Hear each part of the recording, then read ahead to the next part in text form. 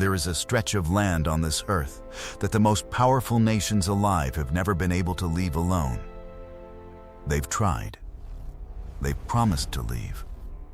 They've drawn down their troops, declared the job finished, packed up the bases, and flown home. And every single time, within a few short years, they are back.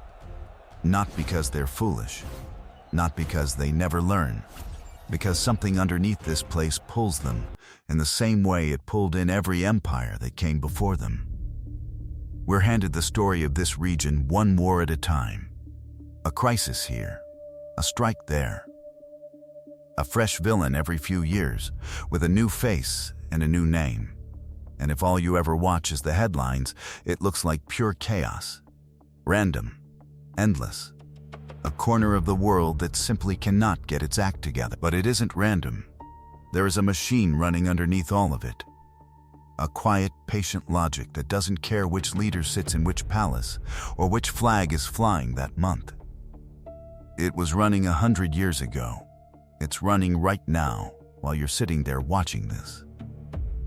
And once you can see it, you will never be able to unsee it again. It will change the way you read the news for the rest. Because the question was never, why is this region always burning? The real question, the one almost nobody says out loud, is this: who keeps lighting the match? And why is it that they can never quite bring themselves to put it out? Let me show you the machine. Let's start with something simple. Pull up a map of the world in your mind. Now I want you to forget the borders, forget the country names, the flags, the lines that politicians argue over. Those are the most recent thing on the map and the least important. Empires have redrawn them a dozen times in this region alone, and they'll redraw them again. Borders are paint. We're after the thing underneath the paint. Look instead at the shape of the land, where the water is, where the water gets narrow. Because the whole modern world runs on movement. Oil has to move from where it comes out of the ground to where it gets burned. Goods have to move from where they're made to where they're bought. Grain, fuel, medicine. The components inside the phone in your hand, almost none of it is made where it's used. It travels. And on a planet covered mostly by ocean, the cheapest way to move heavy things across long distances has always been by sea. Now here is the part nobody tells you in school. The ocean is not an open field. It has hallways. Ships can't go just anywhere. They follow a small number of routes, and those routes are forced squeezed through a handful of impossibly narrow gaps.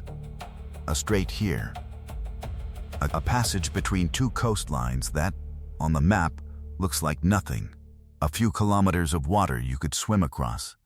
These are called choke points. And they are the most valuable real estate on Earth that almost no one thinks about. Picture a vast city where every road, every highway, every delivery truck and ambulance and supply line is forced to pass through one single tunnel. The tunnel itself is unremarkable, concrete and shadow. But whoever controls that tunnel controls the city not by ruling it, but by deciding what flows through it and what doesn't. That is what the Middle East sits on top of. Look again at the region. It is wrapped around the Gulf, where a huge share of the world's oil comes out of the ground. And the only way that oil reaches the rest of the planet by sea is through narrow gates. One gate at the mouth of that Gulf water so tight that a single sunken ship in the wrong spot could plug it. Another gate far to the southwest, a slim passage between a desert peninsula and the Horn of Africa, leading up toward a man-made canal that cuts thousands of miles off the journey to Europe. Through these few slivers of water passes a portion of the world's energy and trade so large that the entire global economy holds its breath when there's trouble nearby. This is the first thing to understand, and it explains more than any speech ever will. The Middle East is not important because of what's in it. It's important because of what passes through it and what sits under it. The land itself is, in much of it, sand and rock and brutal heat. For most of human history, the great powers barely glanced at it. It was a place you crossed to get somewhere else. Civilization was born here. Yes, the very first cities, the first writing, the first laws rose up between two rivers in what we now call Iraq. But by the modern age, the empires of the world had their eyes on richer prizes elsewhere. And then the world changed what it ran on. A war was fought, the kind of war that ate machines for breakfast. Tanks instead of horses. Planes instead of scouts. Ships that ran not on wind, not on coal, but on oil. And the side that ran short of oil lost. Suddenly, every serious nation on Earth understood, all at once, the same cold truth. The country that controls the fuel controls the future. You can have the bravest soldiers in the world, and if the machines they ride run dry, you have nothing. So the powerful turned their heads, almost in unison, and looked at the one place where this new lifeblood pooled cheapest and deepest beneath the ground. And they have never fully looked away since. Now here's where the mental map clicks into place. Hold two facts in your mind at the same time. Fact 1. This region holds the thing the modern world can. Fact 2. That thing can only leave through a few narrow gates that any determined enemy could threaten. Put those two facts together, and you get an obsession. Not an interest. An obsession. Because if you are a great power, you cannot simply buy the oil and walk away. You have to make sure it keeps flowing tomorrow, and the year after, and the decade after that. You have to make sure no rival gets their hands on the tap or the gate first. You have to be present. You have to stay. And the moment you decide you must stay in a place that isn't yours, in a place full of people who never invited you, you have a problem that no amount of money fully solves. You need partners on the ground.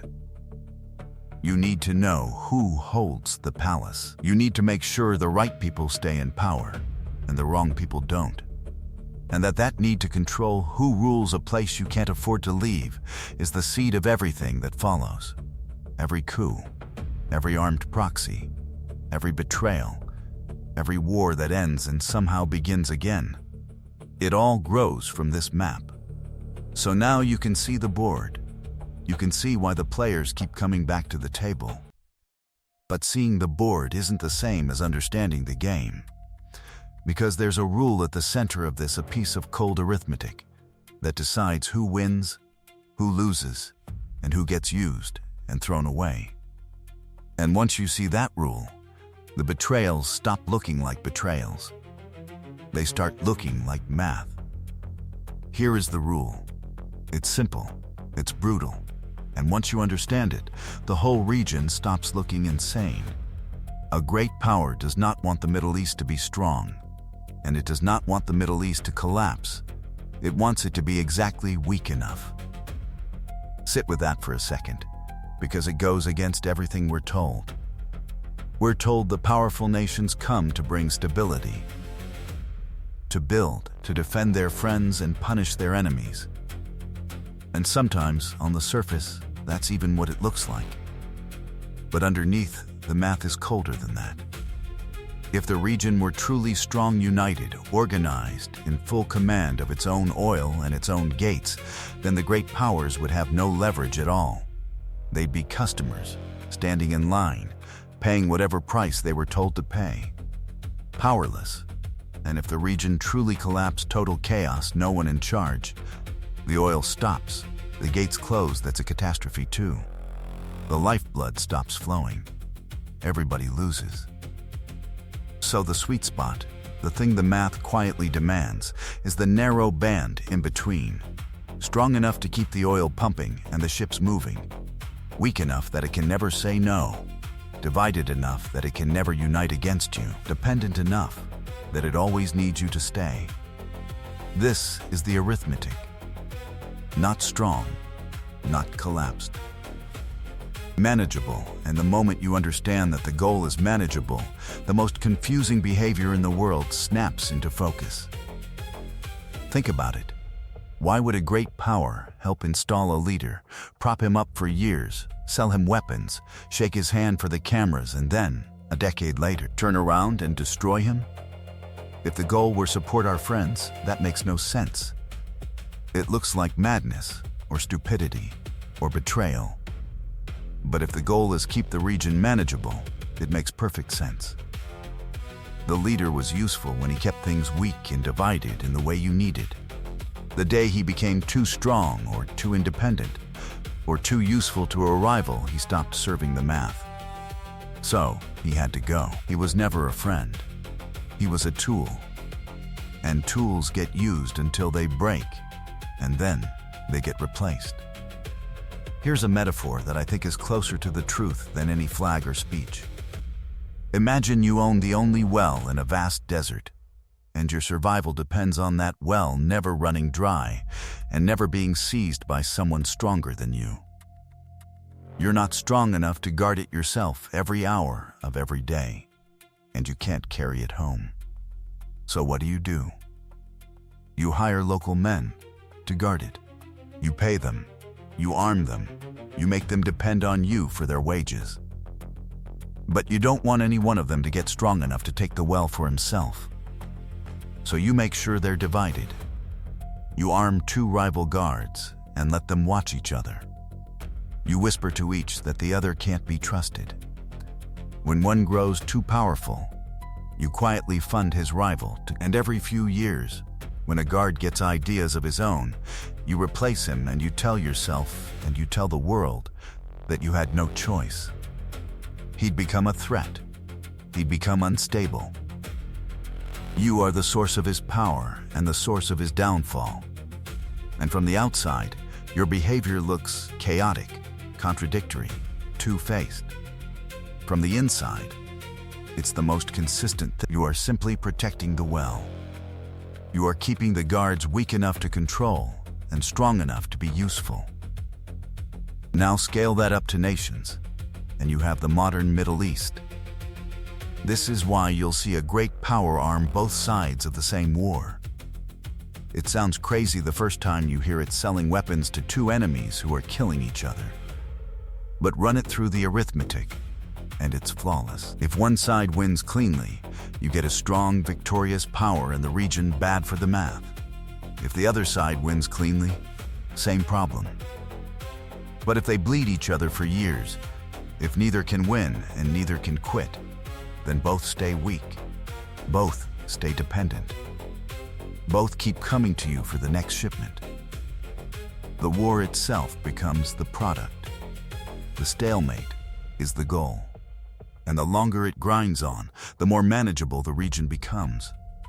This is also why the obvious good guys and bad guys keep swapping places. The leader who was the great hero of one decade, armed, funded, praised, becomes the great villain of the next, hunted and destroyed by the very same hands that raised him up. People watch this and assume the powerful are hypocrites who can't keep their story straight. But they can keep their story straight. The story just isn't the one they tell out loud. The real story never changed. Keep it manageable. It's only the tool that changed. The hero served the math yesterday. The villain serves it today. And here's the cruelest part of the arithmetic, the part that produces the most human suffering. The math doesn't only run on leaders and armies. It runs on hope. There are peoples in this region, whole nations without a country of their own, who want one thing above all else: to govern themselves. To stop being ruled by someone else. That desire, that willingness to fight and die for self-rule, is the most powerful weapon in the entire region. And the great powers know it. So they reach for it the way you'd reach for it. When a people's longing for freedom can be aimed at your rival, you fund it, you arm it, you promise to stand behind it. You call them freedom fighters. You broadcast their cause. And then, the moment that same longing becomes inconvenient, the moment those fighters might actually win something for themselves. Something that complicates your math, you put the weapon down. You walk away. You let them be crushed by the very enemy you sent them to fight. Not out of cruelty, exactly, out of arithmetic. They were useful. Now they're not. Next, you'll see this pattern again and again, and every time it will break your heart a little, and every time the powerful will have an explanation ready, and every time the explanation will be true on the surface and a lie underneath. So that's the rule. That's the engine at the center of the machine. Not strong, not collapsed manageable. Friends are tools. Wars can be products. And a people's hope for freedom is just another lever to be pulled and then released. It's a clean theory, almost too clean. The kind of thing that sounds clever in a video and falls apart the moment you test it against reality. So let's test it. Let me take you back to the one story that proves every piece of this arithmetic at once, a war the modern world barely remembers, that quietly built the Middle East we're still living in. There's a war I want to tell you about. It lasted 8 years. It killed close to 1 million people.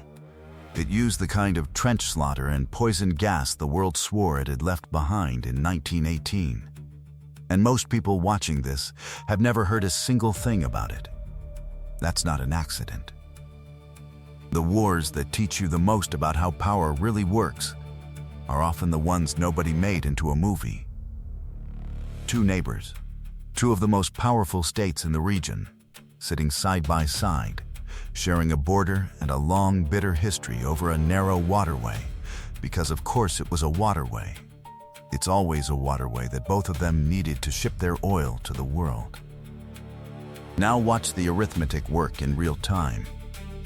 One of these countries had just gone through a revolution. Its people had risen up and thrown out a ruler, and here's the thing you have to know about that ruler. He hadn't simply inherited his throne. He'd been put there. Years earlier, this country had something rare and fragile in that part of the world. A government its own people had chosen. And that government got a little too independent. A little too friendly with the wrong rival power. A little too interested in controlling its own oil. So two great powers reached in, quietly, and overthrew it. Erased it. And in its place they installed a single strongman who would keep things, say it with me, manageable. He kept things manageable for a long time. Until his own people, after years of his corruption and his secret police, rose up and tore him down and replaced him with something the great powers hated even more. That's the first lesson hiding in this war, and we'll come back to it. When you install a strongman to keep a people down, you don't erase their anger. You pressurize it, and one day the lid comes off, and what comes out is harder than what you buried. So now you've got this revolutionary country, proud, furious, broke, shouting at every neighbor to rise up and overthrow their kings too. And next door sits the other neighbor, a strong man of his own, ambitious, brutal, swimming in oil money, dreaming of becoming the great leader of the whole region. He looks across the border at his rival, weakened by revolution, its army gutted, its officers jailed or shot, and he sees not a threat, but an opportunity. A quick war, a land grab, glory, and here is where the great powers do the thing that makes no sense until you understand the math. They don't pick a side. Not really. They pick the war. Because look at what they're staring at. On one side, a revolutionary state that wants to remake the whole region and kick every foreign power out. On the other, an ambitious strongman who, if he wins big, becomes far too strong, a man who controls too much oil and starts thinking he answers to no one. A clean victory by either of them is a disaster for the arithmetic. But a long war? A grinding, bloody, unwinnable stalemate that bleeds them both white? That keeps both of them weak, both of them distracted, both of them dependent. That is the sweet spot. That is manageable, written in fire. So the support starts flowing, and watch where it flows. The strong man who invaded gets intelligence, satellite photos of his enemy's troop movements, money, technology, the diplomatic handshake. He gets help. Real help. And then, quietly, through a back door, weapons start reaching the other side too. The revolutionary enemy, the same great power that's feeding the strongman his battle maps, is also letting missiles slip to the country he's fighting, arming both knives in the same fight. Read that as betrayal, and you'll never understand it. Read it as arithmetic, and it's flawless. If the strongman starts losing too badly, you prop him back up. If he starts winning too cleanly, you slip his enemy just enough to stop him. You are not on anyone's side. You are on the side of the stalemate. You are tending the war the way a man tends a fire he never wants to go out and never wants to spread. Other powers pile in, each running the same cold math. A rival superpower becomes the strongman's top weapons supplier. A regional neighbor secretly sells parts to the revolutionaries, not because they're friends, God no, but because they'd rather both of these enemies stay busy killing each other than have either one free to come after them. A faraway manufacturing giant sells weapons to both sides and calls it neutrality. Everyone, feeding the fire. And down at the bottom of it, where the arithmetic turns into actual human beings, the worst of it plays out. There's a people who live in the mountains, where these two countries meet, a people without a nation, who have wanted their own country and both sides of this war reach for them at the same time, like reaching for a weapon off the wall. The strongman funds these mountain people inside his enemy's territory to stir up a rebellion there. And the revolutionary state funds the very same people inside the strongman's territory to do the same to him, both arming the mountain people's dream of freedom, both aiming it at the other, neither one meaning a word of it. And when the mountain people in the strongman's own country lean too far, get too close to actually breaking free, he turns on them.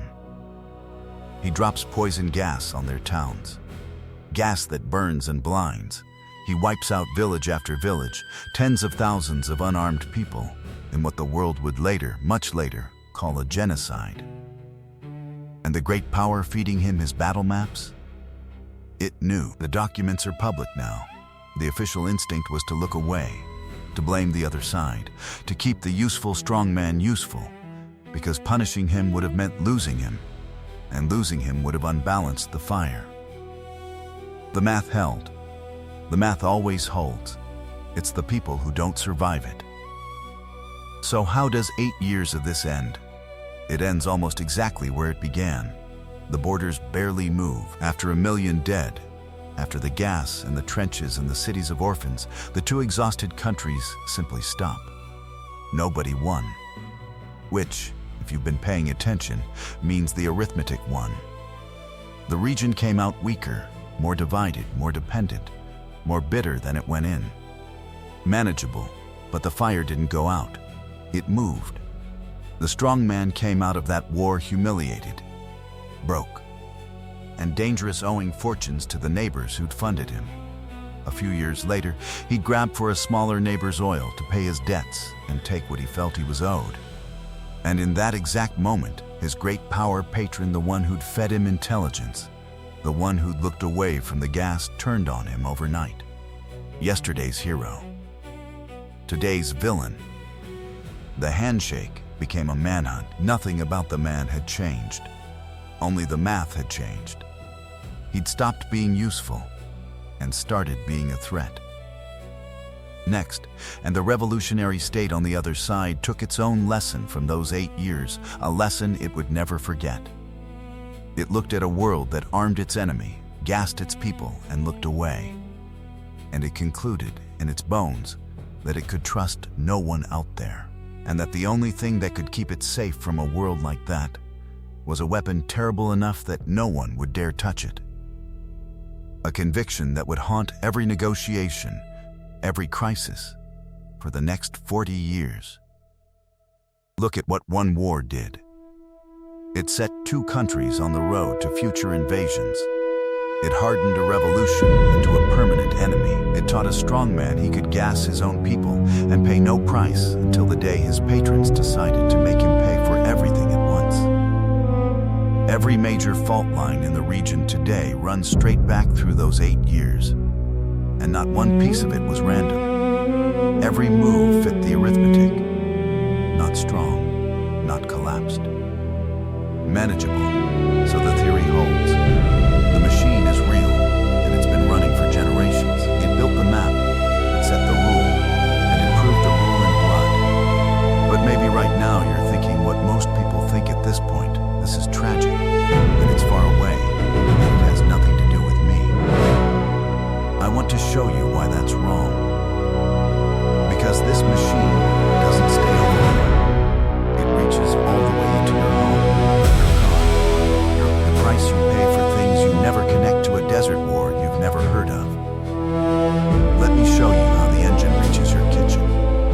Let me ask you something you've probably never asked yourself. Why does the price of filling your car jump overnight, sometimes by a third, sometimes by half, over something happening on the other side of the planet, in a place you'll never visit, between people whose names you don't know?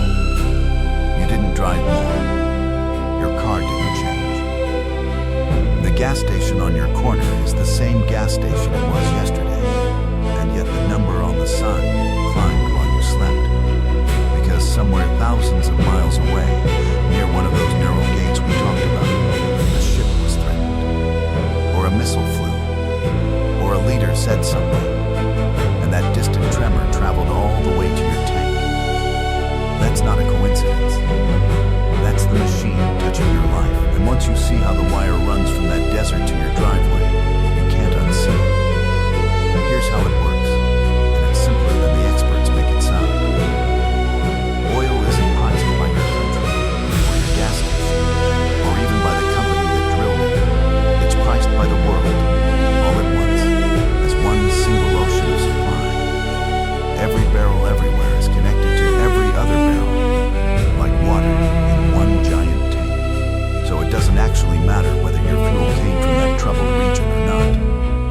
If a large amount of the world's oil is suddenly at risk, even just at risk, even if not a single drop has actually stopped flowing, the price for everyone moves, including yours. Think about what that means. The mere threat near one of those gates is enough. Nobody has to close it.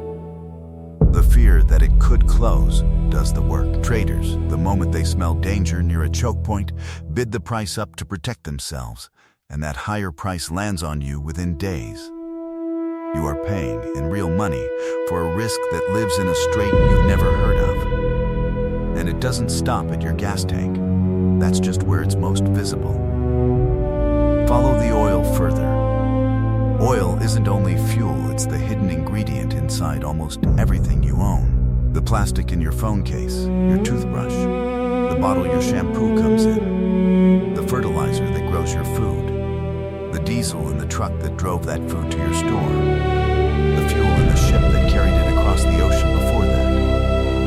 When the price of energy rises, the cost of moving and making everything rises with it. Quietly, invisibly, it doesn't announce itself on a sign the way gas does. It just shows up as a few more cents on 100 different things, and then a few more, until one day you're standing in the grocery store thinking, wasn't this cheaper last year? It was. And part of the reason, not all of it, but part is a machine running in a desert, doing exactly what it was built to do. Now let's go one level deeper, because the gates matter just as much as the oil. Remember those narrow passages where the world's ships are forced to squeeze through? A huge share of everything you buy that wasn't made in your own country has, at some point, traveled through one of them. The clothes on your back, the electronics on your desk, the components inside your car. They came across the sea, and the sea has hallways,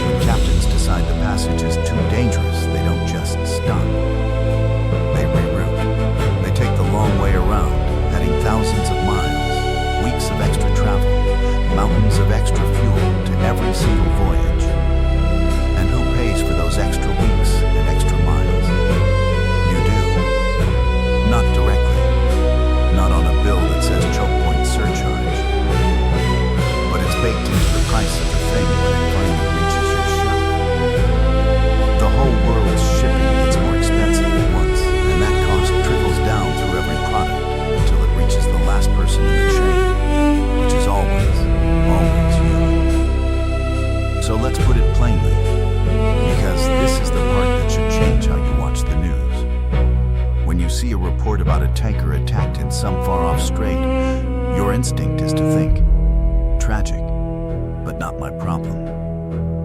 The machine is counting on you thinking exactly that, because the truth is, it is your problem. That strait is connected to your gas tank, your grocery bill, your heating, your rent, because the businesses around you pay more to operate, and they pass it on. The distance between that desert and your kitchen is an illusion. The wire runs straight through. And here's the twist that ties it back to everything we've built so far. Why do the great powers care so much about keeping that region manageable? Why the bases, the coups, the armed proxies, the wars that end and begin again? Now you know. It was never really about the desert. It was about this. About your tank staying full, and your shelves staying stocked, and your economy humming along without a shock. The whole machine exists, in the end, to protect the smooth, boring, invisible flow that you take completely for granted every single day. That's the bargain almost nobody knows they've signed. The stability you feel when you swipe your card, and the gas flows, and the food is on the shelf that calm is paid for. It's paid for in someone else's instability. In coups and countries you can't find on a map. In wars between peoples you've never met. In a region kept deliberately weak so that your life can stay deliberately smooth. You are not outside this machine, watching it on a screen. You are inside it. You're at the far end of it, in the most comfortable seat, which is exactly why you can't feel the gears turning. The whole point of the machine is that the people it benefits most never have to think about it at all. And that raises the obvious question, the one that should be nagging at you by now. If this machine causes so much suffering over there, and quietly costs us over here, and almost nobody actually likes it, then why don't we just stop? Why not fix it? Pull out, leave them alone, let the region sort itself out, switch to other energy, walk away for good? People have been asking that for generations. Smart people, powerful people, people who genuinely want it out. And every single time, they've discovered the same thing. You can't. And the reasons you can't are stranger and more disturbing than you'd ever expect. So let's try to fix it, out loud, right now, the way a reasonable person would. Let's go through the obvious solutions one by one, the ones you've probably thought of yourself, and watch why each one falls apart in your hands. Solution 1. Just leave. Pull out. Bring the troops home. Close the bases. Stop the meddling. Let the region govern itself. It sounds clean. It sounds moral. And every great power, at some point, has tried some version of it. Here's what happens when you go. The moment you pull your weight out of a place that's been held in an artificial balance, that balance collapses and something rushes in to fill the space. It always does. Nature abhors a vacuum, and geopolitics abhors it more. The instant you leave, your rival starts moving in to take the well you just abandoned. Or the local strongman you'd been restraining suddenly has no one restraining him. Or some new force you've never even heard of rises up out of the chaos and grabs the territory while everyone's looking the other way. And now you're worse off than before. Because the thing you left behind, the oil, the gate, the leverage, is now in the hands of someone you trust even less. So you come back. And you tell yourself and your people that you had no choice, that the situation forced your hand. You didn't fail to leave. You couldn't leave. Leaving created the exact emergency that drags you back. The exit is a revolving door. Solution 2. Fine, don't leave. Pick a side and let them win. Stop playing both ends. Choose the strongest, most reliable partner. Back them completely. Let them crush the others and bring real order. One strong friend ruling the region for you. Simple, but walk it forward. The day your chosen partner actually wins, actually unites the region, actually controls the oil and the gates you've created, the one thing the arithmetic can't survive. A power strong enough to say no to you. Strong enough to set its own price. Strong enough to court your rival the moment it suits them. You didn't buy a friend. You built a giant who no longer needs you, sitting on top of the thing you cannot live without. The strong partner is more dangerous than the weak enemy, so you can never actually let your side win, which means you're right back to managing the stalemate. Back to the math. Solution 3. Okay, forget partners. Bring democracy. Let the people choose. Surely that's the answer. Stop propping up strongmen. Stop the coups.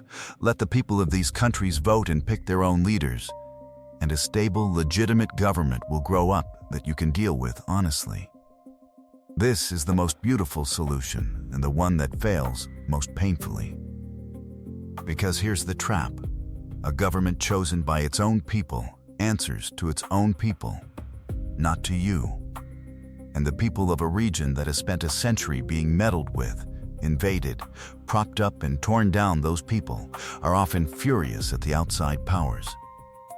So when they get a real choice, they sometimes choose leaders who promise to kick those outside powers out, to take back their own oil, to stop being managed, which is, from the great powers' point of view, the nightmare.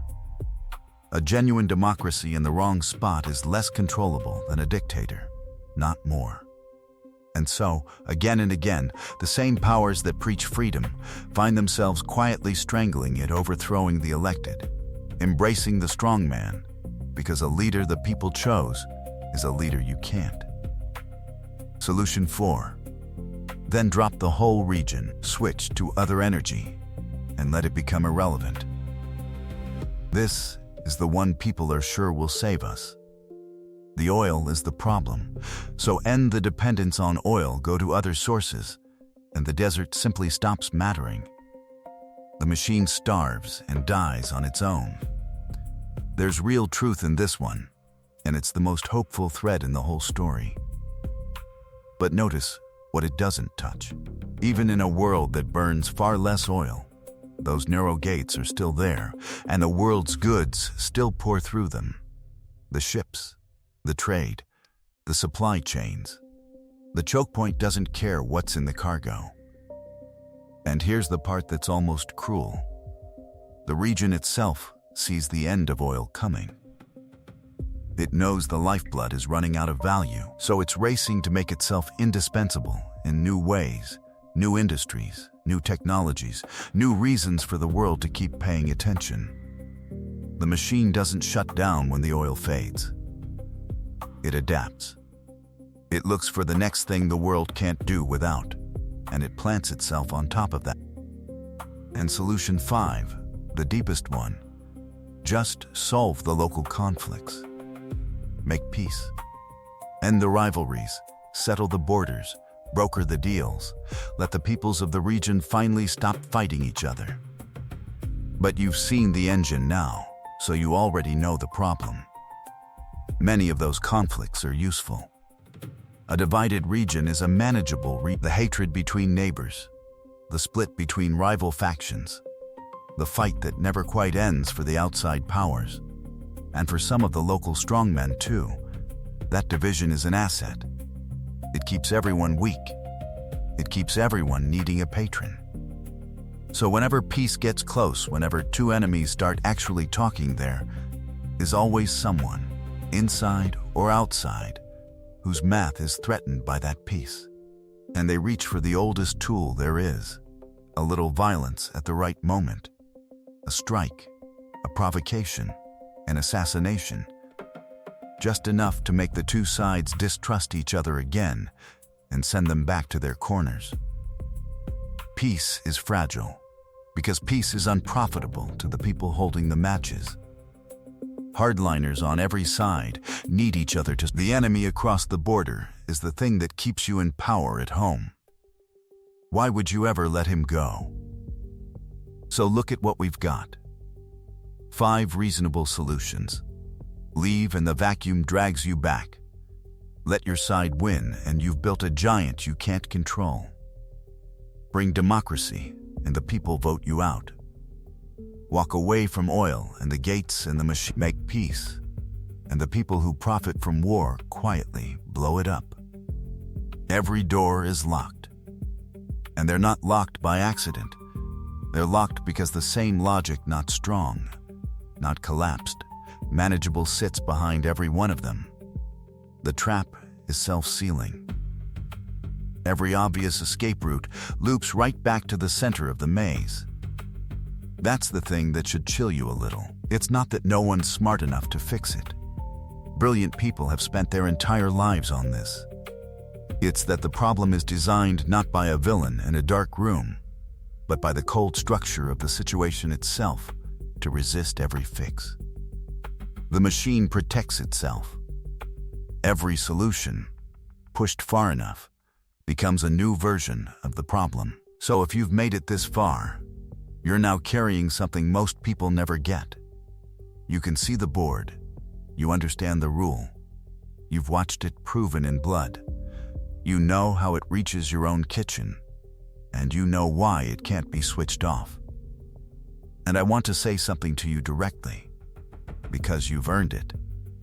If you're still here past the halfway mark on a video about the cold machinery of the world instead of the noise of the weak, then you're a particular kind of person. You're the kind who wants to actually understand something, all the way down, instead of being handed a side to cheer for and a villain to hate. That's rarer than you'd think. Most of what's aimed at us is built to make us feel something fast and move on. What you're doing right now, sitting with something difficult, following the logic, letting it complicate your view instead of simplify it, that's the opposite of being told what to think. That's thinking. This channel exists for people like you. So if that's you, consider subscribing and coming back. We do this every day, taking the noise apart to find the gears underneath. No team to root for. No agenda to swallow. Just the machine, laid bare. So you can see it for yourself and make up your own mind. Now, we've spent this whole time inside one region, as if this desert were a special case, a uniquely cursed corner of the world. But here's the last turn of the screw. And it's the most important thing I'll say. This was never really about the Middle East. The same machine, the same arithmetic, the same gates, the same management of the weak by the strong is running right now in places you'd never connect to a desert war. And once you see it there too, you'll understand that you haven't been learning about one region at all. You've been learning how the whole world actually works. Take everything you now understand about that desert and lift it off the map. Carry it somewhere else entirely. Watch what happens. Start with the gates, the choke points. We talked about them as if they were a Middle Eastern thing. Those few narrow straits where the world's ships get squeezed. They're not. The whole planet is strung together by a tiny handful of these pressure points, and every one of them runs by the same logic. There's a slim passage in Southeast Asia that a huge share of the world's trade and energy funnels through on its way between the great manufacturing nations and the rest of the world.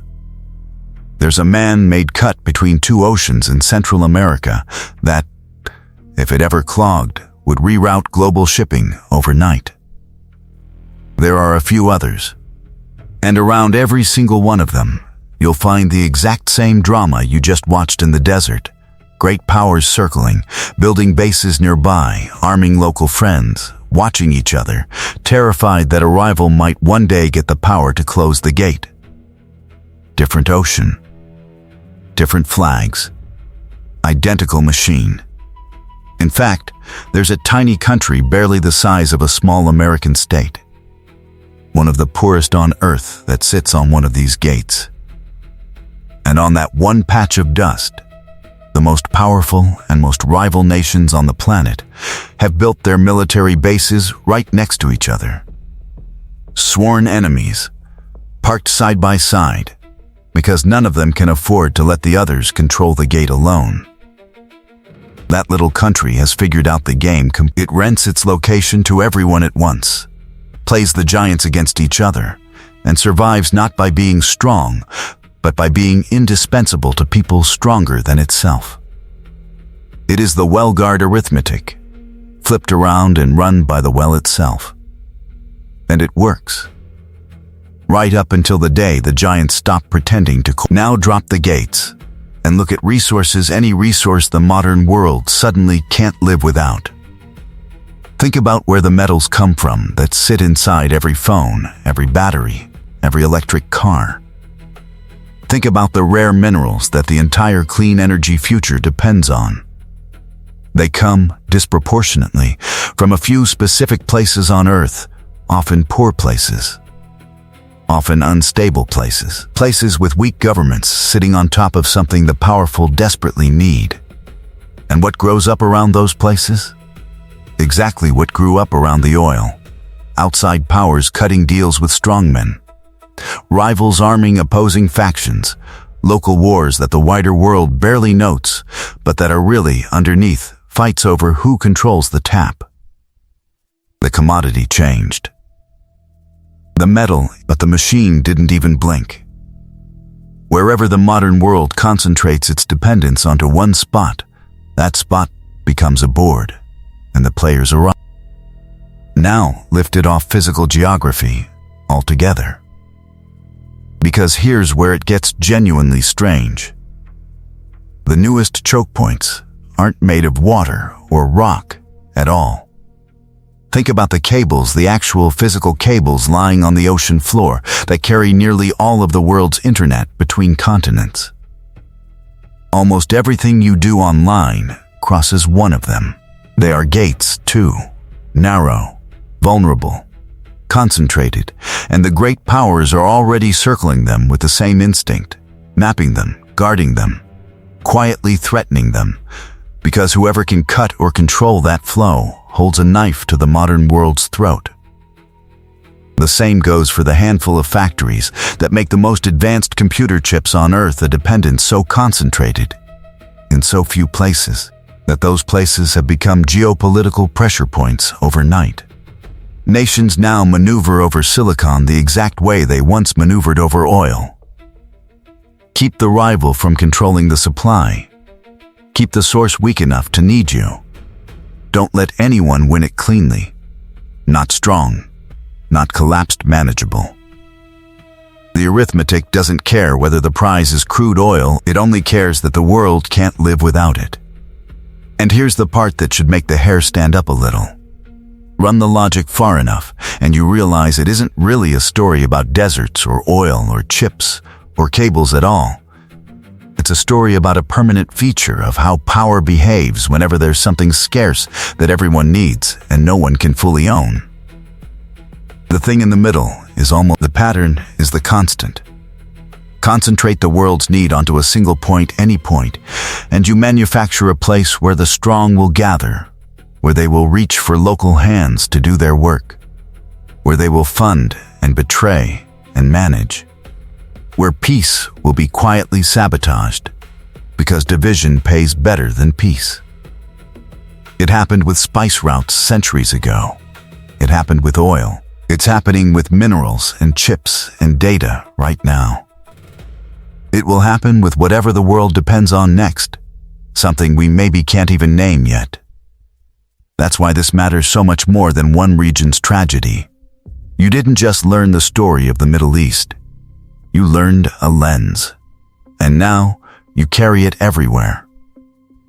The next time you see a faraway crisis flare up, a coup in a place you can't pronounce, a naval standoff in some distant sea, two nations suddenly fighting over an island nobody cared about last year, you'll know to ask the only question that ever really explains it. Not who's the good guy, not who started it, but what flows through here that the powerful can't live without, and who's trying to keep it exactly weak enough to control? Ask that, and the fog lifts every time. So we've traveled a long way. We started with one cursed-looking desert and ended up holding a key that opens doors on every continent. The map became a rule. The rule became a war. The war reached your kitchen. The kitchen revealed a trap with no exit. And the trap turned out to be everywhere. There's only one thing left to do. We have to stand back from all of it, all the way back, and ask what it actually means that the world is built this way, what it costs, who pays, and whether the people running the machine even understand the thing they're running. Because there's a final truth underneath all of this, and it's not the one you're expecting. Let's go all the way back to where we started, to that stretch of land the powerful can never quite leave alone. We asked at the very beginning who keeps lighting the match and why they can never bring themselves to put it out. You have the answer now. And it's quieter and stranger than the answer we're usually given. Nobody's holding a match. That's the thing. We keep looking for the arsonist, the evil leader, the secret cabal, the one villain whose removal would finally let the fire die.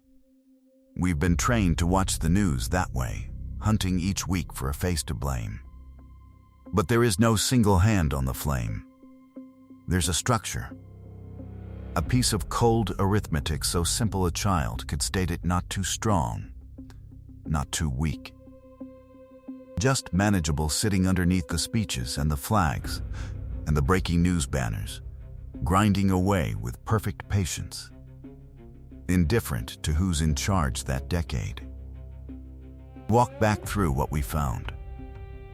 We started with a map and learned that this region was never important for what's in it, but for what passes through it and what sits under it, the lifeblood the modern world runs on, and the narrow gates it has to escape through.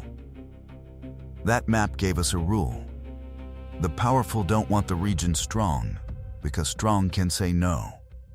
They don't want it collapsed, because collapsed stops the flow. They want it held forever in the narrow band between weak enough to control, divided enough to never unite, dependent enough to always need them. The rule gave us 8 years, 1 million dead. 2 enemies bled white while the great powers fed the fire from both sides and called it neutrality, and out the other end, a region left weaker, more bitter, more manageable than it went in. The math, written in blood.